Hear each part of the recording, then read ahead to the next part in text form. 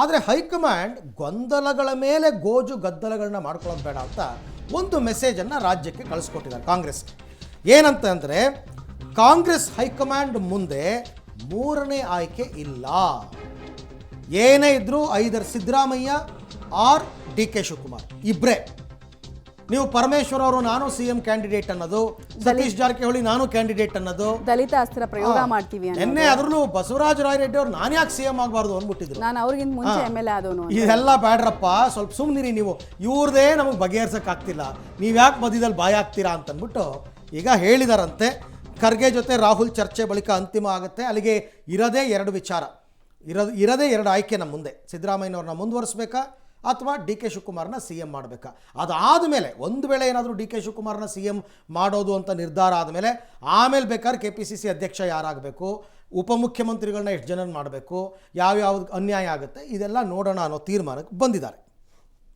ಹಾಗಾದ್ರೆ ಏನು ಸಂದೇಶ ಏನಿದೆ ಕೈ ನಾಯಕರಿಗೆ ಅನ್ನೋದನ್ನ ನೋಡೋದಾದ್ರೆ, ರಾಜ್ಯ ಕಾಂಗ್ರೆಸ್ ನಾಯಕರಿಗೆ ಹೈಕಮಾಂಡ್ ಸಂದೇಶವೊಂದನ್ನು ಕಳಿಸ್ಕೊಟ್ಟಿದೆ. ಈ ಸಂದೇಶ ಯಾರಿಗೆ ತುಂಬ ಆಪ್ಟ್ ಆಗುತ್ತೆ ಅಂತ ಕೇಳಿದ್ರೆ ಸಿದ್ದರಾಮಯ್ಯ ಬೆಂಬಲಿಗರಿಗೆ. ಹೈಕಮಾಂಡ್ ಮುಂದೆ ಮೂರನೇ ವ್ಯಕ್ತಿಯ ಆಯ್ಕೆ ಇಲ್ಲ. ಅಂದರೆ ದಲಿತ ಅಸ್ತ್ರ, ದಲಿತ ಕಾಡು, ಇಬ್ಬರು ಜಗಳದಲ್ಲಿ ಮೂರನೇವ್ರಿಗೆ ಲಾಭ ಸಿಗ್ಬೋದು ಅಂತ ನೀವೆಲ್ಲ ಓಡಾಡ್ತಿದ್ರೆ ಹಾಗೆಲ್ಲ ನಾವು ಕನ್ಸಿಡರ್ ಮಾಡ್ತಾ ಇಲ್ಲ. ಅಂಥ ಆಪ್ಷನ್ಗಳನ್ನು ನಾವು ಓಪನೇ ಇಟ್ಟಿಲ್ಲ, ಆಫರ್ ಇಟ್ಟೇ ಇಲ್ಲ ನಾವು ಅಂತ ಹೇಳ್ತಿದ್ದಾರೆ. ಸಿದ್ದರಾಮಯ್ಯ, ಡಿ ಕೆ ಶಿವಕುಮಾರ್ ಇಬ್ಬರಲ್ಲಿ ಒಂದು ಹೆಸರು ಅಂತಿಮ. ಅಂದರೆ ಸಿದ್ದರಾಮಯ್ಯ ಅವರೇ ಕಂಟಿನ್ಯೂ ಆಗಬೇಕಾ ಅಥವಾ ಡಿ ಕೆ ಶಿವಕುಮಾರ್ ಅವ್ರಿಗೆ ಪ್ರಮೋಷನ್ ಕೊಡಬೇಕಾ ಅದನ್ನು ನಾವು ಡಿಸೈಡ್ ಮಾಡೋದಕ್ಕಿದ್ದೀವಿ. We still have not decided ಅನ್ನೋದನ್ನು ಹೇಳ್ತಿದ್ದಾರೆ. ಮೂರನೇ ವ್ಯಕ್ತಿಯನ್ನು CM ಮಾಡುವ ನಿರ್ಧಾರ ನಮ್ಮ ಮುಂದೆ ಇಲ್ಲ, ಅದನ್ನು ನಾವು ಕೈ ಬಿಟ್ಟಿದ್ದೀವಿ. ಸೊ ಯಾರ್ಯಾರು ಲಾಬಿ ಮಾಡಬೇಕು ಅಂತ ಓಡಾಡ್ತಾ ಇದ್ರಿ, Delhi to Karnataka, Karnataka to Delhi, secret ಮೀಟಿಂಗ್ಗಳು ಅದೆಲ್ಲ ಮಾಡಿ ಏನೂ ಪ್ರಯೋಜನ ಇಲ್ಲ, ಇಟ್ ಈಸ್ ಆಲ್ ಯೂಸ್ಲೆಸ್ ಅನ್ನೋದನ್ನ ಹೇಳ್ತಾ ಇದ್ದಾರೆ. ಸಿದ್ದು DKಶಿ ನಡುವೆ ಸಾಮರ್ಥ್ಯವನ್ನು ತಾಳೆ ಮಾಡೋ ಕೆಲಸ. ಬಿಕಾಸ್ 2028 ಚುನಾವಣೆ ಇದೆ ಮುಂದೆ. ಮುಂಬರುವ ಚುನಾವಣೆಗಳನ್ನು ಗಮನದಲ್ಲಿ ಇಟ್ಕೊಳ್ಬೇಕು, ವೋಟ್ಗಳ ಲೆಕ್ಕಾಚಾರವನ್ನು ಗಮನದಲ್ಲಿ ಇಟ್ಕೊಳ್ಬೇಕು. ಅಹಿಂದ ನಾಯಕತ್ವ ಒಂದು ಕಡೆಗೆ, ಇನ್ನೊಂದು ಕಡೆಗೆ ಒಕ್ಕಲಿಗ ಸಮುದಾಯ, ಹಾಗೆ ಸಂಘಟನೆ ಮತ್ತು ಪಕ್ಷದ ವರ್ಚಸ್ಸು.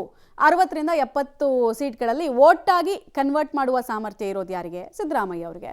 ಬಟ್ 60ರಿಂದ 70 ಶಾಸಕರು ನನ್ನ ಹತ್ರ ಕೂಡ ಇದ್ದಾರೆ ಅಂತ ಇವರು ಹೇಳ್ತಿದ್ದಾರೆ. ಸೊ ಗೊಂದಲ ಇದೆ. ಡೀಟೇಲ್ಸ್ ಕೊಡ್ತಾರೆ ಶಬೀರ್. ಈ ದಲಿತಾಸ್ತ್ರ ಅಥವಾ ಮೂರನೇ ವ್ಯಕ್ತಿಯನ್ನ ಆಯ್ಕೆ ಮಾಡಬೇಕು ಅನ್ನೋದು ಯಾರ ಕ್ಲೇಮ್ ಆಗಿತ್ತು ಅಂದರೆ ಎಲ್ರಿಗೂ ಗೊತ್ತಿರೋ ಹಾಗೆ ಸಿದ್ದರಾಮಯ್ಯ ಅವರ ಬಣದವರ ಕ್ಲೇಮ್ ಆಗ್ತಾ ಇತ್ತು.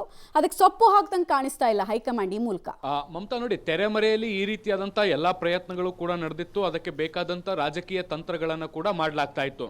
ಹೈಕಮಾಂಡ್ನಲ್ಲಿ ನಡೆಯಬಹುದಾದಂಥ ಬೆಳವಣಿಗೆಗಳನ್ನು ಆಧರಿಸಿ ಈ ಒಂದು ಪಾನನ್ನು ಮೂವ್ ಮಾಡಬೇಕು ಅನ್ನುವಂಥ ನಿಟ್ಟಿನಲ್ಲಿ ಎಲ್ಲ ತಯಾರಿಗಳು ಕೂಡ ನಡೆದಿದ್ವು. ಸೊ ಈ ತಯಾರಿಗಳಿಗೆ ಬ್ರೇಕ್ ಹಾಕುವಂಥ ನಿಟ್ಟಿನಲ್ಲಿ ಈಗ ಹೈಕಮಾಂಡ್ ಒಂದು ಸಂದೇಶವನ್ನು ರವಾನೆ ಮಾಡಿರುವಂಥದ್ದು ರಾಜ್ಯ ನಾಯಕರಿಗೆ. ಎರಡೇ ಆಯ್ಕೆಯಲ್ಲಿ ಒಂದು ಆಯ್ಕೆಯನ್ನು ನಾವು ಮಾಡ್ತೀವಿ ಅನ್ನುವಂಥ, ಅಂದರೆ ಈಗಿರುವಂಥ ಸಿದ್ದರಾಮಯ್ಯ ಅವ್ರನ್ನ ಮುಂದುವರಿಸಬೇಕಾ ಬೇಡವಾ ಅಥವಾ ನಾವು ಡಿ ಕೆ ಶಿವಕುಮಾರ್ ಅವರಿಗೆ ಪ್ರಮೋಷನ್ ಅನ್ನು ಕೊಡಬೇಕಾ ಬೇಡವಾ ಅನ್ನುವಂಥದ್ದನ್ನು ನಿರ್ಧಾರ ಮಾಡ್ತೀವಿ. ಮೂರನೇ ವ್ಯಕ್ತಿಯನ್ನ ಅಥವಾ ಸರ್ಪ್ರೈಸ್ ಕ್ಯಾಂಡಿಡೇಟ್ ಅಂತ ಏನು ಕರೀತಾರೆ ಅವರನ್ನ ಮುಖ್ಯಮಂತ್ರಿ ಮಾಡುವಂತಹ ಯಾವುದೇ ಪ್ರಸ್ತಾಪಗಳು ಹೈಕಮಾಂಡ್ನ ಮುಂದಿಲ್ಲ. ಕೇವಲ ಇಬ್ಬರು ವ್ಯಕ್ತಿಗಳ ಆಯ್ಕೆ ಮಾತ್ರ ಈಗ ಹೈಕಮಾಂಡ್ ಮುಂದೆ ಇರುವಂಥದ್ದು. ಅದರ ಎರಡು ಸಾಧಕ ಬಾಧಕಗಳನ್ನ ಕೂಡ ನಾವು ತೀರ್ಮಾನ ಮಾಡ್ತೀವಿ ಅನ್ನುವಂಥ ನಿಟ್ಟಿನಲ್ಲಿ ಮುಂದಿನ 2-3 ದಿನಗಳಲ್ಲಿ ದೆಹಲಿಯಲ್ಲಿ ಹೈ ವೋಲ್ಟೇಜ್ ಸಭೆ ನಡೆಯಲಿಕ್ಕಿದೆ. ಈ ಸಭೆಯಲ್ಲಿ ಡಿ ಕೆ ಶಿವಕುಮಾರ್ ಅವರ ಶಕ್ತಿ ಸಾಮರ್ಥ್ಯ ಏನು, ಅವರ ವೀಕ್ನೆಸ್ ಏನು, ಅವರನ್ನ ಮಾಡಿದ್ರೆ ಏನು ಪಕ್ಷಕ್ಕೆ ಒಳ್ಳೇದಾಗಬಹುದು ಅಥವಾ ಹಿನ್ನಡೆ ಆಗಬಹುದು, ಅಥವಾ ಸಿದ್ದರಾಮಯ್ಯ ಅವರನ್ನ ಮಾಡೋದ್ರಿಂದ ಆಗಬಹುದಾದಂತಹ ಲಾಭಗಳೇನು ಮತ್ತೆ ನಷ್ಟಗಳೇನು, ಪಕ್ಷದಲ್ಲಿ ಆಗಬಹುದಾದಂತಹ ಆಂತರಿಕ ಬಿಕ್ಕಟ್ಟೆಂಥದ್ದು, ಇವೆಲ್ಲ ವಿಚಾರಗಳನ್ನ ತಾಳೆ ಹಾಕಿ ಒಂದು ಅಂತಿಮ ತೀರ್ಮಾನಕ್ಕೆ ಬರುವಂತಹ ಸಾಧ್ಯತೆಗಳಿದಾವೆ.